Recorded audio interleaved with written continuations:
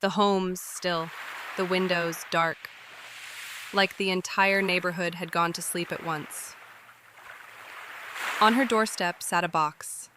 Inside, the flash drive she had given them, shattered, and a note. "You're not the first, but you will be the last." That same night, she broke into Langston's house. It was unlocked, as if he had been expecting her. Inside, she found no furniture, no pictures, no food, just walls covered in documents. Files of every person who had ever lived in the circle. Dossiers, medical records, psychological profiles. Hers, Emily's, dozens of others. And in the center of the floor, a camera, recording. Langston's voice echoed from the speakers. "We don't erase people. We reshape them. And your sister? She's better now. You'll see." Then came the door. Slowly creaking open behind her, Samantha turned, and there stood Emily, or someone who looked like her. Hair longer, eyes hollow, smile, wrong. "You shouldn't have come," Emily said softly. And behind her, the circle began to close in. She ran. Not inside, not toward safety, but down the street, barefoot, half-dressed, sprinting between perfect lawns and flower beds, until she reached the old tool shed at the edge of the community garden. She slammed the door shut, barricading it with a shovel, her breaths loud and fast. In the dark, she opened the small safe she had buried beneath the floorboards weeks earlier. Inside, an old hard drive, paper files, photos, a single envelope, her insurance, her past, her real connection to the circle. Samantha had never moved to Willow Grove by accident. She had known of its existence long before that listing ever appeared. Years ago, her older sister, Emily, had vanished. Disappeared after moving to what her final voicemail called a place that finally feels like family. For 5 years, no one heard from her again. No activity, no leads, just a name scribbled on the back of a business card, Langston. Samantha had spent years searching, years trying to infiltrate the system. The job at the hospital wasn't just work, it was surveillance. The inheritance fight wasn't over money, it was over access to Emily's storage unit, where Samantha had first found photos of Willow Grove and letters with chilling instructions, "Always leave your curtains open." Her plan had always been to get inside, to get close, to be chosen. And now she had what she needed. She left the shed just before dawn.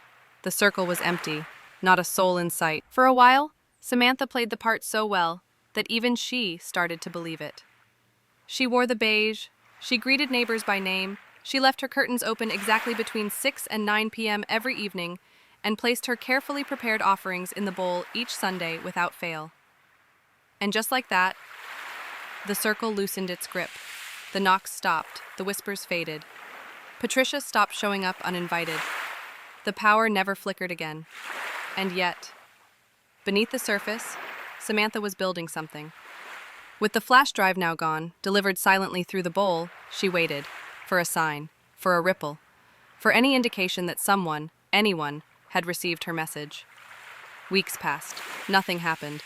Until one Wednesday morning, just after sunrise, she opened her front door to find Langston waiting on her porch, dressed immaculately, smiling like always, but with something unfamiliar in his eyes. Not warmth, not calm, but disappointment. "We trusted you," he said. No clipboard, no committee, just him, standing in front of her like a father who had caught his daughter sneaking out after curfew. "We brought you in," he continued, when no one else would, "and you were doing so well." Samantha stayed frozen. Her mind screamed at her to shut the door. But then he stepped aside and gestured to the street behind him.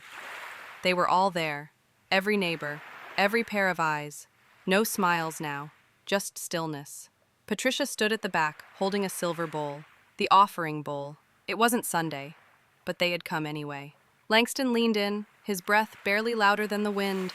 It was never about trust. It was about loyalty. And now, "You've made a choice." Called the police. They came, took notes. But when she handed over the photo, the officer just frowned and asked if she'd been under any emotional stress lately. "You're not the first to feel overwhelmed here," he said. "Maybe you just need rest." That night, her power went out at exactly 7 p.m., and from her living room window, she saw them again. every resident of Willow Grove standing in a circle outside her home. Holding candles, staring. She didn't open the door. She didn't sleep. The next morning, her house was spotless. The broken photo frame on her dresser was gone. Her duffel bag, too. And on her kitchen counter, a tray of muffins, still warm, beside a note that simply read, "Welcome, sister." She stopped resisting after that, attended circle, smiled, learned names, memorized the rituals, played the part. But behind her eyes, Samantha was planning, watching, waiting. And one Sunday evening, as the offering bowl made its quiet rounds, she placed something inside. Not jewelry, not keys, a flash drive. And later that week, when she found another envelope beneath her door, this one with different handwriting, it carried just one sentence: "You're not alone." That night, for the first time, she slept without fear, because she understood something the circle had forgotten. The most dangerous person in a cult is the one who pretends to believe, placing inside it keys, watches, jewelry, even folded up slips of paper. "Offerings," Patricia explained. "A sign of your trust." When the bowl reached Samantha, she hesitated. She hadn't brought anything. "That's okay," Greg whispered behind her. "You're still new. You'll understand soon enough."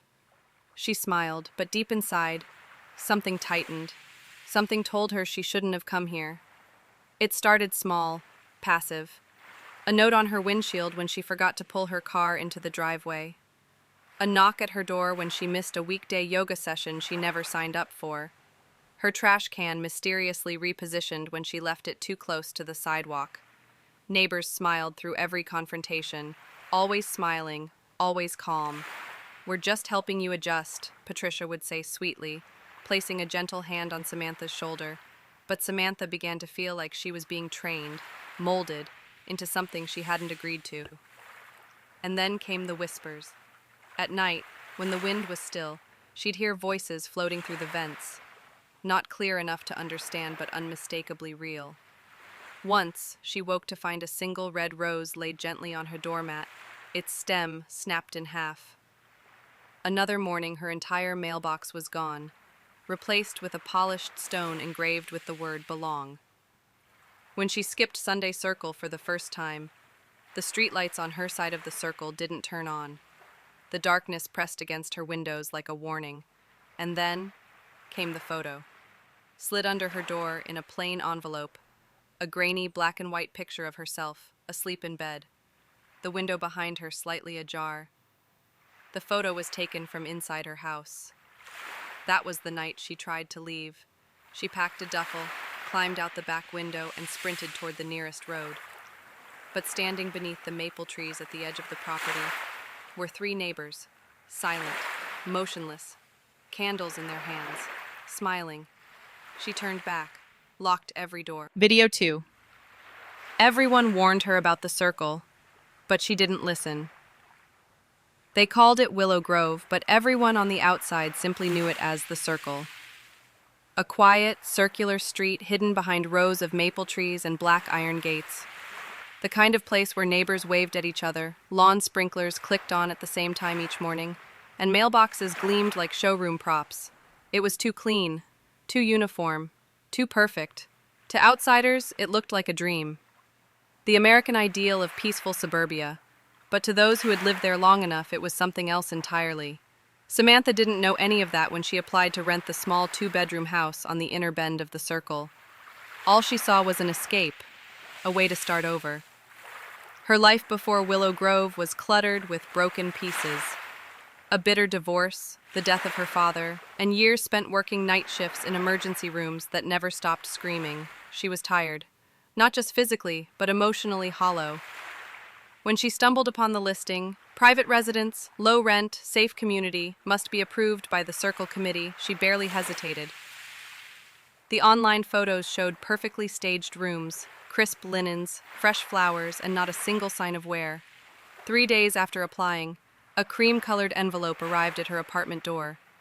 Inside was a handwritten message in cursive so elegant it looked printed. "You've been chosen." From the moment she drove through the gates of Willow Grove, something felt unnatural. A welcome basket waited on the porch before she even introduced herself to a single person.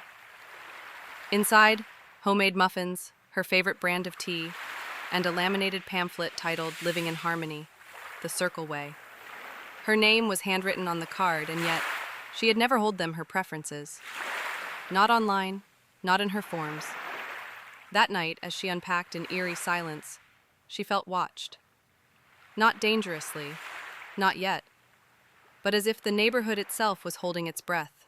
The next morning at 8 a.m. sharp, 3 neighbors appeared at her front door, all smiling, all eerily in sync. Patricia, polished, precise, clipboard in hand. Langston, tall, silver-haired, and charming in that old money way. And Greg, quiet, observant, sleeves rolled up like he had nothing to hide. They welcomed her with a tour, a folder, and a long list of community expectations. She smiled politely, but the words stuck in her mind. Lawn trimmed weekly, trash bins hidden after sunset, blinds open during the dinner hour, and Sunday circle attendance is not optional. She laughed nervously and asked if it was a church. Not quite, Langston replied with a tight smile. Think of it as something deeper. That first Sunday, she dressed in beige, as instructed, and followed the glowing lanterns to the center of the cul-de-sac, where rows of chairs formed a perfect circle around a single, flickering fire pit. Neighbors passed around a smooth wooden bowl,